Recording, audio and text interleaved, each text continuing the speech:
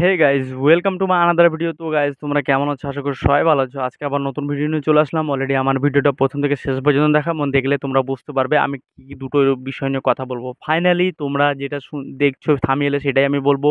Windows copy করলো megastar Shakib খানকে, এবং যেটা কেন কপি করলো, কিসের কপি করলো, কোথায় কপি করলো, আমি তোমাদেরকে বলছি। ভিডিওটা প্রথমে শেষ পর্যন্ত দেখো, তাহলে দেখলে তোমরা বুঝতে পারবে। এবং যেটা ওটিটি রাইটস যেটা বিক্রি হয়েছে, এখনও পর্যন্ত সিনেমা হলে রিলিজ হলো না, এবং ট্রেলার সেটা আমরা এখনও পর্যন্ত দেখিনি। দেবী চৌধুরানীর সেটা কিন্তু অলরেডি ওটিটি রাইটস বিক্রি হলো। তো সেটাই আমি তোমাদেরকে বলবো। তো দেখো, দেবী চৌধুরানী এখনও পর্যন্ত আমরা ট্রেলার দেখিনি, আমরা টিজার দেখেছি। টিজার দেখে আমাদের খুব একটা ভালো একটা ইন্টারেস্টিং লেগেছে। আমি তোমাদেরকে সেটা আমি টিজারটা রিয়াকশনে দিয়েছি তোমাদেরকে। তো যদি না দেখে থাকো, আমার ইউটিউব চ্যানেলে তোমরা দেখে নিতে পারো। আমার ভাই টিজারটা খুব বেশ ভালো, অনেক সুন্দর লেগেছে। এবং আমি তোমাদেরকে বলেছি, নারী কেন্দ্রিক সিনেমা যেটা আমাদের হিস্টোরিক্যাল নারী কেন্দ্রিক সিনেমা কিন্তু আমাদের টলিউড ইন্ডাস্ট্রি এখনো পর্যন্ত কেউ করেনি এবং হয়নি। তো এটা ফার্স্ট যে দেবী চৌধুরানী, এবং সেটা ফার্স্ট যে এই ধরনের একটা কাজ হচ্ছে, সেটা বোম্বাদেরকে আমরা অ্যাকশন করতে দেখতে পাবো, এবং শ্রাবন্তী চ্যাটার্জিকে তাকে অ্যাকশন দেখতে পাবো। এবং এটাতে হিস্টোরিক্যাল যেরকম ব্রিটিশরা যেভাবে রাজ করেছে, এবং দেবী চৌধুরানী কেন সে কিসের জন্য দাঁড়িয়েছিল, এবং কেন সে এই যে হাতিয়ারটা যে যে নিয়েছে, এবং সে কেন দেবী চৌধুরানী, সেটাই আমরা এই মুভিতে দেখতে পাবো। কিন্তু এই মুভিটা এখনো গান আসেনি, এখনো কোনো কিছু আসেনি, খালি টিজারটা এসছে। তার আগেই কিন্তু এই সিনেমাটার আলাদা একটা ক্রেজ হয়ে সেটা ওটিটি রাইটস অলরেডি বিক্রি হয়ে গেল।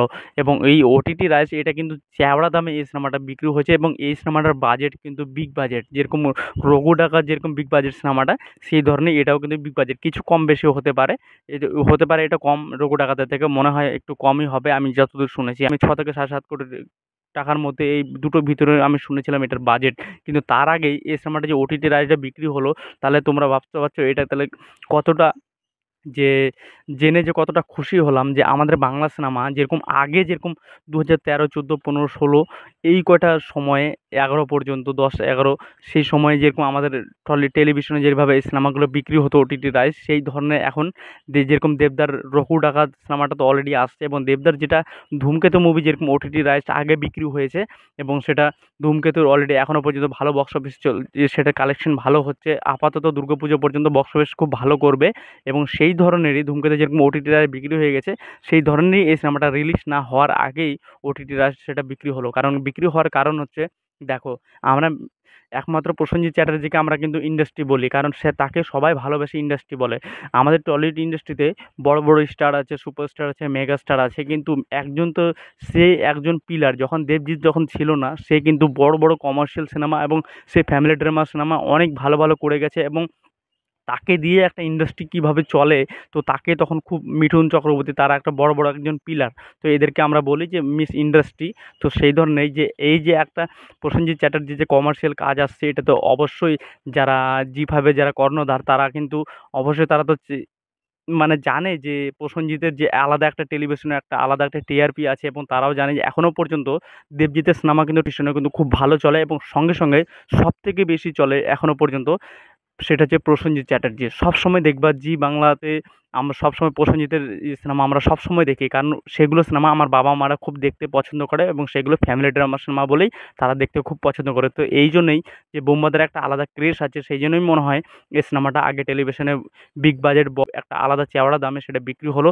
আমি অনেক খুশি যে এই সিনেমাটা সব কিছু ওটিটি রাইটস আগে বিক্রি হয়ে গেছে, তারপর সিনেমাটা কতদূর কীভাবে চলবে সেটা আমি বলতে পারবো না। রঘু ডাকাতের যে ক্রেজটা আছে, মনে হয় এই সিনেমাটা ভালো চলবে। কারণ সবার পাবলিকের মধ্যে যেটা দুর্গাপুজোয় একটা সিনেমাকে দেখতে হবে এটা কোনো নয়। এই সিনেমাতে অলরেডি 3-3টে সিনেমা, বড় সিনেমা আসছে দুর্গাপুজোয়, সেগুলো অপশন আছে।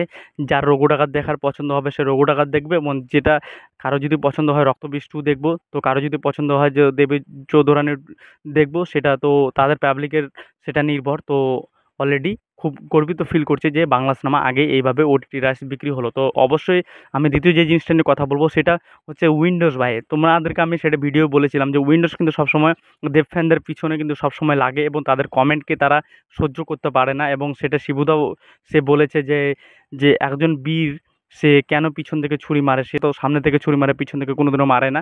তো সেই ধরনের সে দেবদাকে খোঁচা মারে, এবং সে বলতে চায় যে দেবদাই নাকি এসব করাচ্ছে, মানে সেই ধরনের ওর কথাতে সেরকম বোঝা যাচ্ছে। কিন্তু উইন্ডোজ কন্টেন্টের দিক থেকে যখন পারছে না, তখন কি করেছে তারা, তারা কিন্তু বাংলাদেশের সিনেমা যেটা হচ্ছে নবাব সিনেমা সেটা হচ্ছে আমাদের ইন্ডিয়া এবং বাংলাদেশ যৌথভাবে তৈরি হয়েছিল এবং সেখানে নবাবের একটা ডায়লগ ছিল। ওই ডায়লগটা কিন্তু হুবহু আবির সে কিন্তু অলরেডি কপি করেছে এবং কপি বলতে সে করেনি, সেটা তো ডায়লগ লেখা হয় এবং তারা তো অভিনয় করে।